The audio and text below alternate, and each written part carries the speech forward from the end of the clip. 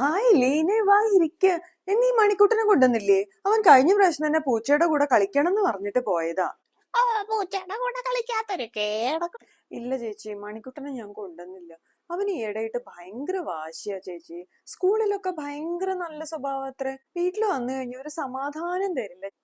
എന്റെ ലീന, നീ വിഷമിക്കാതിരിക്കുക. നീ ആദ്യം മണിക്കുട്ടന് വല്ല പനിയോ ജലദോഷം അങ്ങനെ വല്ല അസുഖം ഉണ്ടോ എന്ന് ഡോക്ടറെ അടുത്ത് കൊണ്ടുപോയി നോക്ക്. നിന്റെ അടുത്ത് അവൻ എന്തുകൊണ്ടാന്നറിയോ വന്ന് വാശി പിടിക്കണ? നിന്റെ അടുത്ത് വരുമ്പോഴാണ് അവൻ ആ ഒരു സ്നേഹവും ഒരു സെക്യൂരിറ്റി ഒക്കെ തോന്നണത്. എന്റെ ലീനെ, പുളിവാറില് വെട്ടി നല്ല അടി കൊടുത്ത കുട്ടിക്ക് അടിച്ച് വളർത്തണം കുട്ടികളെ. അമ്മയൊന്നും മിണ്ടാതിരിക്കൂ. നീ അവനെ പറ്റുന്ന പോലെ അവന്റെ കൂടെ ടൈം സ്പെൻഡ് ചെയ്യുക, അവന്റെ കൂടെ കളിക്കുകയൊക്കെ ചെയ്യുക. അമ്മയുടെ അടുത്ത് എനിക്ക് എന്തും ചെയ്യാൻ പറയാം എന്നുള്ളൊരു തോന്നലുള്ളത് കൊണ്ടല്ലേ.